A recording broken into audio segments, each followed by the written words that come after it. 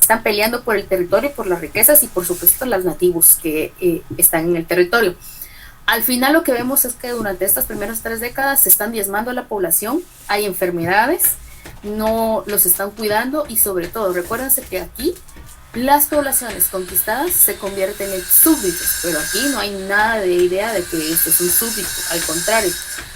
Para los colonos ellos son fuerza de trabajo que no les pagan y que puede ser esclavizada. Ahora, para ordenar ese territorio, la corona española se idea 2 virreinatos. El virreinato de Nueva España, que es el primer virreinato que se funda, y posteriormente, cuando ya se conquista lo que es América del Sur, se funda lo que es el virreinato del Perú. ¿Ok? Entonces, aquí estas dos son este es el virreinato de Nueva España, y entre estos 2 virreinatos estamos nosotros. El reino de Guatemala, donde tiene su propia audiencia. En realidad podríamos decir que no dependemos del virreinato, ni de uno ni del otro virreinato, somos relativamente autónomos, por decirles algo, porque tenemos nuestra real audiencia. Ahora, aquí, durante estos 30 años, se va a dar en 1511 la gran denuncia de Montesinos en relación a la situación del indio.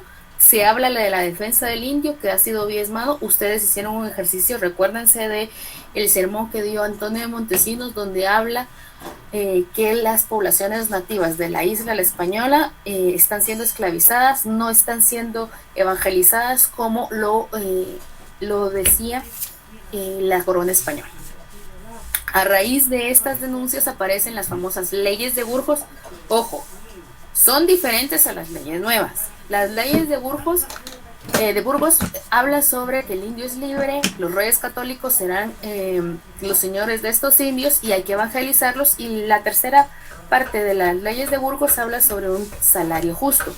Sin embargo, las leyes de Burgos no se cumplen porque no existe un andamiaje político jurídico fuerte para 1512. Aquí todavía los herederos de la conquista, los conquistadores que están aquí, algunos son capitanes, otros gobernantes, hacen lo que quieren, no responden a los intereses de la corona, a pesar de que tenían que mandar el quinto real, no se cumple. Bueno, entonces, ¿qué hay que hacer? Dice la corona española, vamos a hacer instituciones coloniales. Hay instituciones coloniales en España y hay instituciones coloniales en América. En el caso de España están el Real Consejo de Indias y la Casa de Contratación. El Real Consejo de Indias es el encargado de las leyes y la Casa de Contratación es el encargado de menesteres económicos. En el caso de las instituciones coloniales, están también en el lado de América, los virreinatos, las capitanías, la Real Audiencia, los gobernadores, los corregimientos y el Consulado de Comercio. Todo eso hace que se eche a andar ese mecanismo de control político de la corona española para las colonias americanas. Para entenderlo un poco más, está esta organización. ¿Ok? Ahora, ya para 1540, ya esta reorganización se ha dado, ya hay un andamiaje político. Ojo, este es el reino de Guatemala. Ya el reino de Guatemala está cimentado, ya tiene colonos, ya aquí ya se ha dado la gran repartición de tierras después de la conquista, y aquí lo que vemos es de que se consolida entonces es la colonia, porque ya han venido más colonos aquí, ya hay suficientes pobladores españoles que están manteniendo la soberanía en nombre de la corona española. Miren el corregimiento del Valle de Guatemala. Ustedes tienen un mapa similar en el mapa de pueblos de indios, ustedes lo tienen un poco más amplio, pero esto está en la recorrección Florida de Fuentes y Guzmán. Usualmente estos mapas los hacen los curas para definir los curatos. Los curatos, recuérdense que es la unidad territorial que tiene varios pueblos a su cargo. en materia de iglesia. Ahora, la organización colonial, vamos a hablar de los traslados y las fundaciones de las capitales del Reino de Guatemala, lo cual solamente es un dato cultural, no viene en examen, pero para que ustedes lo tengan en consideración. La primera fundación de la capital fue en Ichinché, no duró mucho tiempo. Después Pedro de Alvarado viene y tiene que buscar un espacio para realizar, mejor dicho, para fundar estas ciudades a la usanza española, de acuerdo a las leyes indianas. Se habla de que debe de seguir un patrón de damero, se le llama también tablero de ajedrez, porque son espacios cuadrados, estas manzanas son grandes, y el epicentro siempre para fundar una ciudad o un pueblo va a ser la plaza. Entonces se elige el Valle de Almolonga, 1527 se asienta el Valle de Almolonga. No, aquí va a durar hasta 1541, cuando el 11 de septiembre, aquí el volcán, si ustedes lo miran acá, tenía una laguna, se deslava y soterra todo lo que es ya la primera capital, bueno, sería la segunda capital formal, digámosle, del Reino de Guatemala. Entonces aquí es cuando las autoridades solicitan el traslado y se trasladan hacia un valle más cercano, alejado de el volcán de agua, y ese es el Valle de Panchoy. Aquí es donde la Real Audiencia de los Confines se asienta, se funda y comienza a promover las leyes. Aquí está Alonso de Maldonado, que es el primer presidente de la Real Audiencia. Aquí él es el que somete al orden. Y esta es el Reino de Guatemala, la Capitanía del Reino de Guatemala estuvo aquí más de 200 años, hasta el terremoto del 73, pero igualmente sigue el mismo patrón. Aquí en esta ciudad donde se aplican las leyes nuevas, recuérdense que las leyes nuevas hablan sobre conservación y buen trato hacia los indios, fin de la esclavitud por rescate, por rebeldía, por cualquier tipo de esclavitud que se habla, no más cargadores, que son los tlamemes, no más el repartimiento y cesará por completo esta explotación del indio, porque ahora ellos se vuelven súbditos. Al momento de volverse súbditos, entonces, ¿qué significa? Que, creo que esa está repetida, perdón, que ellos van a ser cuidados por la corona española. Hay que quitárselos a los criollos españoles, hay que arrebatarlos y contabilizarlos. A este proceso le llamamos reducciones. La reducción es un proceso estudiado por la monarquía para arrebatarlos, quedar sujetos a la autoridad de la corona española, asegurar su conservación. Ojo, explotación racional y sistemática, pero para explotarlos racional y sistemática, yo, corona española, le tengo que dar a estas poblaciones tierra. Y es aquí donde se fundan los famosos pueblos de indios. Para poder explotarlos y que ellos tributen, yo, corona española, le voy a dar tierras. Y se les da las tierras ejidales y las tierras comunales. Las comunales o de labranza o de sembradera se hablan que son para los cultivos de maíz, frijol, calabaza, etc. Y las tierras ejidales son para recolectar leña, para el pastoreo, para secar hilos. Pero recuérdense que las tierras ejidales también se les conoce como a futuro, porque cuando esta población aumenta necesita tener su propia mejor dicho, el alcalde tiene que repartirles una parcela para que ellos cultiven y tributen lo que les corresponde. A raíz de esta fundación se van a concentrar a las familias. Saquen su esquema de pueblos de indios jóvenes, miren ese esquema que trabajamos en clase, que les pedí que pegaran en su cuaderno. Y aquí una de las cuestiones importantes del pueblo de indios es que se concentran familias indígenas y se van a someter a obligaciones, ¿sí? Esas obligaciones, primero que nada, lo que vemos es que se van a reducir las poblaciones, se van a concentrar y de ahí se van a fundar todos los pueblos. Ojo. Ahora, estas obligaciones del pueblo de indios son las siguientes. Una obligación económica es producir, tributar. Ahora, ¿A quién le tributo? ¿A quién puedo tributar, jóvenes? Que alguien me responda.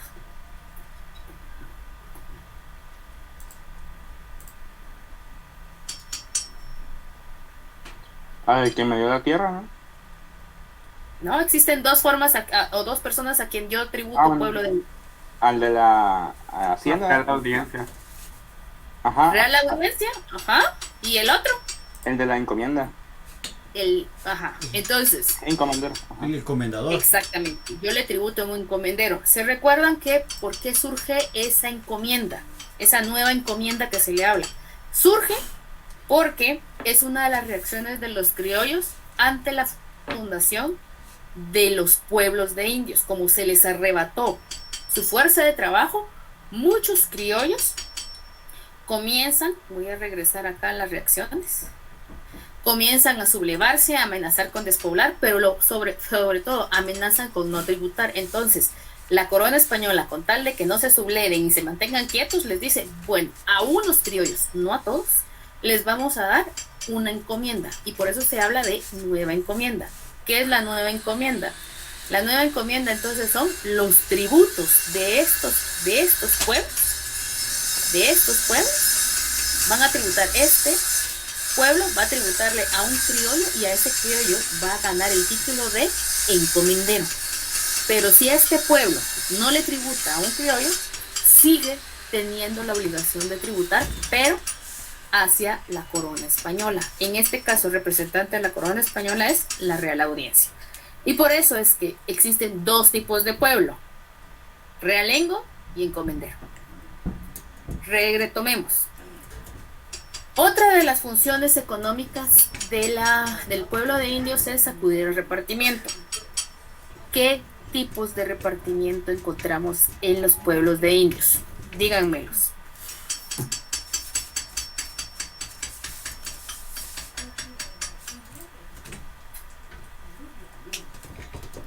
¿Se podría decir como rural y urbano o no? No. O sea... no es el de mercancías y el de hilados, ¿no?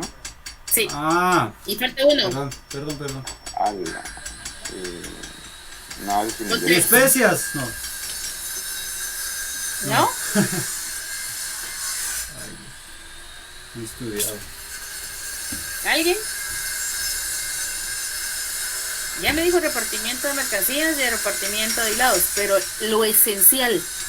Repartimiento de indios. Gracias. El criollo que no recibe encomienda tiene que recibir fuerza de trabajo del pueblo. Entonces aparece el famoso repartimiento de indios. A repartimiento de indios van únicamente, exclusivamente los varones. Algunos hablan de 15, otros hablan de 16, otros incluso dicen de 14 años. El punto es de que van todos los varones, ya algunos adolescentes y otros ya adultos mayores, al repartimiento. Este repartimiento es rotativo, forzado, y se supone que se les debe pagar, pero no se les paga. Entonces, este repartimiento es para las haciendas de los criollos. ¿Quedamos claros con esto? ¿Ok? Bueno, tercera función económica: prestar servicios no remunerados a la iglesia. ¿Qué servicios necesita la iglesia? Primero, construcción. Segundo, mantenimiento. Tercero, el dinero. Hay que darlo. Ver cómo, qué vendo, qué busco, pero hay que darlo para las cofradías. Acuérdense de las cofradías. Y otros servicios no remunerados es todos los ministerios que necesito yo para hacer la misa. Las flores, las velas, todo, jóvenes, todo lo proporciona el pueblo de indios. Cuarta obligación: abrir y componer sin paga los caminos. Bueno, hagan de cuenta que es Petapa, el pueblo de indios de Petapa. Se acaba de derrumbar por allá el camino real. ¿Qué hacen? Se manda una orden desde Santiago de los Caballeros que el pueblo de Petapa vaya y abra la brecha otra vez y componga ese camino, pero al pueblo no le pagan nada, si no le ordena. Por eso es abrir y componer caminos sin paga, es también una de las funciones de los pueblos, y por eso es una forma de explotación. Ahora, la quinta forma de explotación es trabajar en la construcción de edificios en las ciudades, siempre y cuando sea, por ejemplo, los pueblos cercanos a Santiago de los Caballeros. Los que están en el altiplano, pues obviamente no, pero si miran en el esquema que les dejé de los pueblos de indios del siglo XVI, ahí van a encontrar que los cercanos a Santiago de Guatemala eran los que también, aparte de ir a la construcción, son los que dan los abastos, es decir, que van a vender las flores, los pescados, lo que sea, al mercado de la plaza de Santiago de Guatemala, pero solo los cercanos a Santiago. Y ahí ellos, ¿por qué? Porque tienen una autorización de poder movilizarse, pero los de Quiché, los de Huehuetenango, los del Verapaz, esos no pueden salir fuera de su territorio. Sí se pueden movilizar, por decirles, a un mercado más extenso, pero salir hasta la capital no pueden, porque está prohibido. Los otros formas de explotación es servicios gratuitos de transporte. A pesar de que el tameme ya no existía, jóvenes, resulta que en algún momento este tameme vuelve a surgir porque algún explorador quiere venir aquí a Guatemala y necesita que le carguen todas sus cosas. Y ahí va algún representante o algún pueblo de indios designado para cargarle las cosas a este explorador. Algunos de los ejemplos son los viajeros del siglo XVI, y también hay un monje inglés católico que se llama Thomas Gage, que hizo un recorrido desde el Virreinato de Nueva España hasta la Patagonia. Ustedes ni han ido cargando su mochilita, no, a él le cargaban todo. Lo que pasa es de que la corona, la iglesia, a través de su poder en el territorio, pues hacía todas las gestiones para que le dieran un guía y un cargador. Y por último, el servicio de molenderas es de esa piedra de moler para que muelan los granos y trasladen hacia las casas esta materia. Bien, otra de las cosas que vemos aquí y obligaciones por los habitantes, alguien tiene encendido su micrófono, les pido que lo apaguen, es residir permanentemente en el pueblo. Como les dije, no podían salir y tenían que pagar el tributo. ¿El tributo cuántas veces se cobra anualmente, jóvenes? Pregunta. 2. Sí, así es. Aquí está lo que yo les decía del trabajo, miren. Y esta modalidad se mantiene incluso hasta después de la independencia. Las obligaciones. Cambia, y aquí es donde yo les decía, esto va a cambiar porque ya para la unidad que estamos abordando de 1871, estas dos tierras se expropian. ¿Sigamos? Bueno, este es el traslado al Valle de Guatemala, o actualmente el Valle de la Ermita, donde estamos. Aquí está los traslados, miren, aquí están. De Tecpan, acá. Y de aquí, este es el segundo. Aquí está, miren, si se dan cuenta, aquí está cercano. Aquí está el Valle de Panchoy, la antigua, y hasta acá nos salimos. Luego, este es los corregimientos que existían en ese entonces. Si se dan cuenta, este es el corregimiento de Chiquimula de la Sierra. Esto es lo que perdimos de Chiapas, miren. Con Filisola, cuando desintegró el gobierno ahí. Y los chapanecos eligieron mejor quedarse con México. ¿Ven? Y esta es la modalidad de evangelización que se idearon para las colonias americanas. Puesto que, recuérdense que la religión prehispánica o previo a la conquista era la intemperie, bajo las estrellas, bajo el sol, etcétera. Entonces aquí es una idea de evangelización para que comenzaran a sentirse cómodos y sí llegaran a la evangelización. Y estos de aquí, miren, jóvenes, estos de acá se llaman capillas esposa. Y ojo, se dan cuenta, si alguien es de San Cristóbal, Aguasagaztlán, mejor dicho, miran aquí, esta es una iglesia de dominicos y en medio está el símbolo de los dominicos, es el sol, pero hay una máscara con una máscara de jade emulando al sol. Eso es el sincretismo cultural, a eso se le llama sincretismo cultural, cuando se une el culto prehispánico con el culto católico. A eso se le llama el sincretismo cultural. Y lo vemos también en la de iglesia de San Andrés, Semetabac, porque los colores de la iglesia son amarillos, rojos, y son llamativos, pero además porque aquí en la entrada hay se supone que perritos, pero los perros no tienen las fauces abiertas como las fauces del inframundo. ¿Se recuerdan que para las sociedades prehispánicas el inframundo es necesario por la dualidad? En cambio aquí miramos que hasta manchitas tiene, en realidad no son perros, sino se está hablando que son jaguares. Bien, la moneda de ese entonces, antes de que comenzara a establecerse realmente una moneda propia, existía el equivalente en cacao. Posteriormente ya vinieron las diferentes monedas, el real, el cuartillo, los maverí. Después del cacao hubo un momento en que se utilizó esta moneda que se llama la macuquina, que es un nombre tosco que se utilizaba. Era realmente una moneda que se podía hacer de cualquier tipo de material, pero realmente no valía. En algún momento se utilizó, ya después entra el tostón, que es el que se utilizó, hasta después viene los maverís y los reales, ya para más adelante de la colonia. Y lo que vemos es de que al final, pues estas monedas van cambiando de acuerdo también a los reyes. Ya recuérdense que para esta época ya los Borbones los Habsburgos se han ido, y los Borbones para el siglo XVIII han tomado el control de las colonias y cambian muchas cosas de las colonias americanas. Los tipos de repartimiento, que ya me los habían hablado, esto no se lo voy a dar porque esto no. Y me voy a detener en los últimos 15 minutos en las capas y clases. Pero para eso les pido que por favor vayan a su esquema del triángulo invertido, porque eso es lo que yo voy a trabajar. Voy a publicarlo y voy a ir hablando por cada. Primero, criollo. ¿Qué características tiene el criollo? Criollo es un hijo de españoles nacido en América. Tiene poder político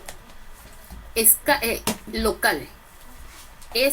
Puede acceder al poder político local porque puede ser un corregidor, puedes tener algún puesto en el cabildo, síndico, etcétera, pero su poder mayoritario radica en la base económica, porque ellos son dueños de grandes extensiones de tierra, son hacendados, son los que cultivan el añil en la época colonial, producto de exportación.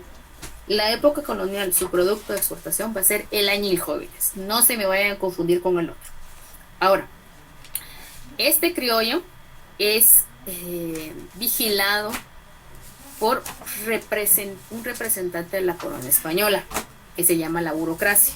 La burocracia serían el presidente, los virreyes, todos los cargos políticos que el rey tiene que tener para controlar que sí se tribute, ¿sí? Y que se paguen los impuestos. Ahora, el otro grupo social que miramos en la colonia son los indios. ¿Qué características tienen esos tres grupos sociales? ¿Cómo se le llaman a estos tres, según la teoría que vimos en clase? Si tienen medios de producción, intereses en común. Pregunta. Clase social. Sí. Estos son clases sociales. Chica. ¿Por qué la burocracia decimos que es clase social? Porque defiende los intereses de la corona española. Por eso es clase social. Y el indio, ¿por qué es clase social? Porque tiene medios de producción. ¿Sí? Eso es lo que nos interesa. Ahora, aquí lo que vamos a ver es de que estos dos se necesitan, pero sobre todo estos dos necesitan al indio, porque sin los pueblos de indios no hay pilar de la economía colonial. Y por eso es que aparece el famoso triángulo invertido. Recuérdense que yo les dije, esta línea significa tensiones entre la burocracia y los criollos, porque los criollos no quieren pagar impuestos y la burocracia tiene que obligarlos a pagar impuestos. Pero también significa colaboración, porque ¿a quién le piden la encomienda? A la Real Audiencia. Si no les autorizan el listado de ese tributo, no lo van a recibir 2 veces al año. Entonces tienen que colaborar y mantener una buena relación con la burocracia. Ahora, estas dos líneas que están abajo y que forman el triángulo invertido es la famosa doble explotación hacia el indio, porque lo explota el criollo, pero también lo explota la burocracia. ¿Cómo lo explota? Con las funciones económicas que vimos anteriormente. ¿Estamos? Bien. Pero también hay que ver algo. Hay un grupo social que que no estaba contemplado en las leyes españolas, que surge de esta unión entre el indio y el criollo, y también del negro, que ahí después se los voy a colocar. Entonces, ¿qué miramos? Aquí lo que aparece entonces es el mestizaje. Sí. Fíjense. Y este mestizaje a estos grupos que no tienen medios de producción, no tienen intereses en común, ¿cómo se les llama? Pregunta. Plébeno. Esa es una de las clasificaciones, pero a veces a esos grupos, ¿cómo se le llama? Capas sociales. Sí, capa social. También. Las capas sociales son grupos de personas que no tienen medios de producción, es decir, no tienen tierra, no tienen intereses en común y no tienen una ideología en común, puesto que tienen que ver cómo sobreviven el día al día, ¿sí? Entonces, aquí esto simboliza el mestizaje, y del mestizaje van a surgir las capas sociales urbanas, que es lo que está dentro del triángulo. Capa urbana que no tiene estudios, que es pobre, que sobrevive del día a día, es la plebe, esta de acá. Esta hace trabajos, por ejemplo, de albañilería, placeros, son los que cortan el zacate, lo venden, algunos cocheros, etcétera. Esos son trabajos que no requieren mayor estudio o técnicas o conocimiento. Se hacen el día a día y por eso esta plebe es numerosa, ¿sí? Vive en la periferia de la ciudad, saquen su esquema de la ciudad, no vive en el centro porque en el centro viven los criollos y la burocracia. Entonces esta plebe alquila o surarrenda, vive en palomares, ¿sí? Y aquellos que tal vez no tengan ni siquiera dinero para pagar algún cuarto dentro de la ciudad, pues invaden alguna tierra y hacen su ranchito en algunas tierras cercanas a los pueblos. Obviamente la Real Audiencia a cada rato los va a andar sacando, pero como no tiene suficiente personal, siguen ahí, con tal de no estar adentro del pueblo. Esta plebe incluso puede estar de los pueblos cercanos a Santiago, por decirles algo, pueden hacer su ranchito hasta que las autoridades lleguen a sacarlo. Pero fue un problema permanente en la colonia. Los mestizos no pueden estar en los pueblos, hay que dejarlo claro. Ahora, esta plebe en algún momento comienza a adquirir conocimientos. Gracias, Cuculma, por pasarlo. Esta plebe comienza a adquirir conocimientos y lo que miran al final es que los artesanos comienzan a surgir, se comienzan a hacer su nombre, un nombre propio de él. De acuerdo a mi oficio, yo tengo un taller, estoy ganando prestigio, estoy ganando dinero y me van a buscar a mí estos criollos, incluso la burocracia, para que les haga las puertas de su casa, las sillas, lo que sea, ¿sí? Pero entonces yo estoy adquiriendo primero ingresos y sobre todo fama, lo que me catapulta a ser una clase que tiene pequeños medios de producción en el caso artesanal. Ahora, en el caso del área rural, vamos a ver estas dos elipses. Esto es el equivalente a la plebe, solo que aquí es la capa media baja rural. Ese es el ladino pobre que va a llegar a las rancherías, es decir, a las haciendas de este criollo, y se va a ir a vender su fuerza de trabajo a cambio de que le dé o una paga o bien que le dé una tierra para labrar, que no va a ser propia de él, pero sí va a poder cultivar algo para sobrevivir, y a cambio él lo que hace es que le da al criollo hacendado su fuerza de trabajo, prácticamente gratuita. También aparece en la capa media alta rural, que esos son los comerciantes, los que ya son como tipo transportistas. Aquí aparece el indio rico, recuérdense que ya tiene propiedades porque las adquirió. Y dentro del siglo XVIII aparece la última capa, que es la capa media alta urbana. A esta capa, ¿qué otro nombre le tenemos? Pregunta. ¿Ciudadano? No. Capa intelectual. Gracias, capa intelectual. Ellos, ¿quiénes son? Son los que buscan una revolución, una independencia revolucionaria, es el término correcto, perdón. Ellos son los ilustrados, ¿sí? A ellos ya tienen poder económico, tienen poder político. Estos para el siglo XVIII se pueden convertir en clase social, y a estos son los que le temen los criollos. Ahora, estas dos líneas que ustedes miran aquí es porque el criollo en algún momento puede caer en desgracia, pierde todo, su poder económico, es decir, toda su fortuna, y cae a la capa urbana alta urbana o capa rural. Para terminar, está el esclavo negro, que está dentro de los grupos de los explotados, pero más adelante, en el siglo XVI, sale de esa esclavitud porque o compra su libertad o se la cede su dueño. Ay, perdón. Me faltó algo aquí, otro puntito que está acá, que está en su esquema, que tenía una flecha hacia acá, que es el alcalde indio, que ya sale de lo explotado porque ahora pasa a ser parte de la capa alta rural. Mujer de la élite, que lo vimos en clase, que es, esta es Sor Inés de la Cruz, creo que tenía 15 años, antes de que entrara al convento. Aquí estamos las capas. En esta realidad, en el documento ustedes encuentran que son las castas, porque esa es la clasificación que da la colonia. No les voy a preguntar nada de las castas, de qué sale, si es coyote, si es... No, jóvenes. Y esto, si ustedes miran acá, es cómo se hacía el repartimiento de helados, así es como se hilvanaba el algodón. Ya después el corregidor se vuelve más ambicioso, ya no pide el algodón, el hilo de algodón, sino pide mantas de algodón.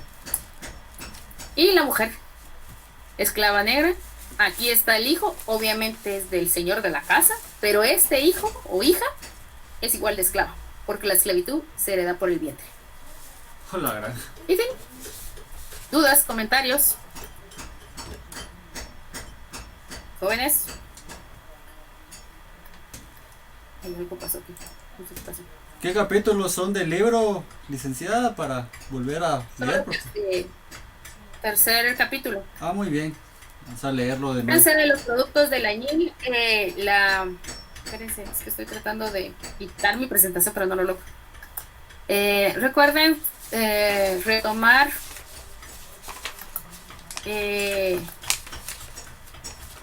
los apuntes de clase. Ustedes hicieron unos esquemas, se recuerdan que los subieron en el portafolio, y entonces ya con eso estudian. Son solo 15 preguntas, jóvenes, y tienen 40 minutos para contestarlo. Les pido que si tienen problemas para ingresar a la web o algo, yo ya los tomé, pero lástima, ahorita voy a dejar estos últimos minutos. Les coloqué en el WhatsApp las sesiones virtuales de Escuela de Ciencias. Nuestro ente rector, por ser de primer ingreso, es Escuela de Ciencias. Si tienen un problema con alguna otra clase que no es la mía, por ejemplo, que no les aparezca algo, váyanse, pónganse a ver, ¿qué es eso? Fernando, no entiendo su pregunta. Si tienen problemas con con algún usuario o algo, Escuela de Ciencias les puede decir a quién pueden mandar. Si tienen algún problema con el departamento de física, de matemáticas o algo, no sé, ahí también les coloqué en el chat todos los links con los horarios de atención al estudiante. Entonces, en este caso, cuando sea de mi curso sí pueden venir conmigo, pero cuando sea cuestiones propiamente de la plataforma, sí, jóvenes tendrían que acudir con Escuela de Ciencias específicamente para que ellos los refieran. Si tengo problemas con el internet, lamentablemente, como decía Brandon al inicio, les comentaba que como estamos en un proceso que es nuevo, entonces usted podría hacer su pregunta en la Escuela de Ciencias si se va a tomar algún tipo de consideración o algo. En este caso, creo que tal vez mi coordinadora después del parcial del día de mañana retomemos algunas ideas de los problemas o dificultades que se dieron, y yo les estaría compartiendo eso en la clase del día miércoles. Mañana ustedes en sección, yo mañana tengo examen, por eso les estoy diciendo, y la mayoría de otras secciones tienen examen de social. Conste que no es el mismo, para que ustedes no se... Pero vamos a estar viendo qué posibles problemas podríamos tener en solución, hacer como un desplegado de eso y tomar en cuenta qué podemos solucionar, cómo lo podríamos solucionar. Brandon, no le puedo dar una solución en este momento, conozco el problema y por eso es que se va a tomar en cuenta todo lo que ustedes nos comenten, ¿oyeron? Pero en este caso yo dependo de las autoridades de la facultad, ¿oyeron? Lourdes, ¿qué me dice? Buenos días, una duda, la capa social que busca una revolución se llama capa media alta urbana. Lourdes. ¿Alguna otra duda? Licenciada, disculpe, en el temario que usted dio para el segundo parcial está la defensa del indio de Fray Bartolomé de las Casas, pero en ningún momento escuché que usted hablara de eso ahorita. Ahorita se lo doy, es que lo di en clase. No, Sebastián, no la voy a subir. Si no se atienden solo a estudiar esto. Entonces no la voy a subir. Resulta que Antonio Montesinos es el defensor de indios para la isla La Española, pero para Guatemala es Fray Bartolomé de las Casas el que tiene el mismo cargo de defensa del indio. Resulta de que él en 1537 viene a Guatemala y él le manda cartas a España indicando que él propone un nuevo proyecto de pacificación que no implique el sometimiento violento de todavía los indios que están en la selva de las Verapaces. Por eso es de que a él la corona española le autoriza el proyecto denominado de las Verapaces. ¿Qué es ese? Que le va a dar todo lo que ustedes hoy conocen como Alta y Baja Verapaz, se lo cede a los dominicos. Y los dominicos ahí van a instaurar un proyecto en el cual, en lugar de violentarlos, explotarlos, los van a traer para que lleguen al proyecto por su cuenta, por su voluntad, que bajen de las montañas y se sometan a la tributación voluntaria y sobre todo a la evangelización. Resulta que el proyecto fue exitoso y de ahí es que aparece, los mismos dominicos tienen grandes ingresos a raíz de este proyecto de las Verapaces. Bueno, tienen la fuerza de trabajo, pero también ellos comienzan con el primer trapiche, que es otra de las ¿qué sería aquí? De la economía que se está dando aquí, otra de las formas de economía que se está dando acá, porque el trapiche, ellos comienzan a producir de la caña de azúcar panela y ya después comienzan a fermentarla y ya comienzan a producir, tal vez no azúcar como hoy la que vemos, pero sí la panela, y se habla si alguien es de Cobán, se habla del ingenio de San Jerónimo, que es uno de los más grandes que existen en esa época. Se producía caña de azúcar también. Si viven en Petapa también hay un ingenio que se llama el de Arribillaga, pero eso es posteriormente, y en Amatitlán también hubo producción de caña de azúcar por medio de trapiches, que era una de las modalidades para producción.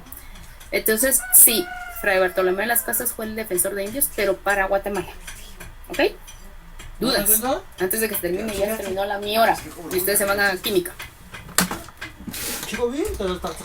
Si no tienen dudas, jóvenes, yo aquí la dejo y espero que ustedes salgan. Recuerden que su examen parcial es el día... Ya tengo clase con ustedes, ¿verdad?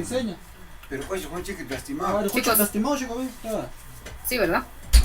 Entonces su examen parcial es mañana, jóvenes, perdón. Me había confundido con la M. Es que no me he visto en esta cuarentena, hasta se me va el horario. Pero mañana. Perdón, jóvenes, que están mandando mensajes a cada rato al WhatsApp. El examen es mañana. No, jóvenes, es mañana. En su caso va a ser... Permítanme, es que me estoy confundiendo con mis secciones. Ahorita les confirmo. Cálmense ya. Cálmense. Estoy viendo qué día es su examen. Yo vi que es miércoles. Sí. Espérense, es que estoy confundiéndome y ya no me quiero confundir más de lo que ya estoy con... Sí, es que ustedes son la I. Disculpo, sí. Es que mañana es el examen de la M. Ya me acordé. Sí, jóvenes, seguimos. El examen es para el día miércoles. Mañana tengo clases normal. Estoy creando ahorita lo que se me había olvidado crear de la línea de tiempo. La pueden entregar toda esta semana. Lourdes, creo que es la que me acaba de publicar. Ahorita la estoy creando. No se me va a olvidar. La voy a crear en el tema 4, Lourdes. Porque ya terminamos la cuarta unidad. Permítanme, se meneó. Bueno, ya está creada. Yo creo que ya les debe aparecer dentro de unos 2 minutos ahí. Ahí sube la línea del tiempo, Lourdes. Los años ya fueron compartidos en WhatsApp. Pues si quieren, mañana les hago el examen, jóvenes. Mañana dentro de 8. No, mañana dentro de 8 les toca hacer el examen parcial, por cierto.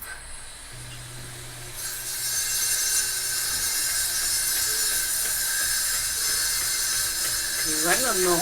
Derek, no. Ahorita. Ah, bueno, se los puedo hacer ahorita, no hay problema. No, que...